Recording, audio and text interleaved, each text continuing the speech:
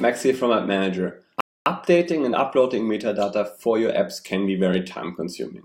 You have to do the same task many times for the different languages, and you also have to manually click through the different interfaces. With AppManager, you can simply import your metadata based on a single file.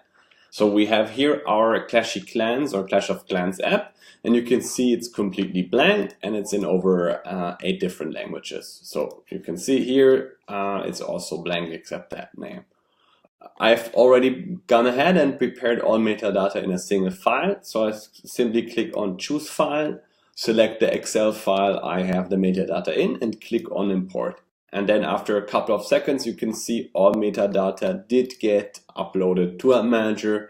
And now I can have a look if everything is looking all right, and then simply click on Upload to App Store Connect to get all data uploaded to the stores.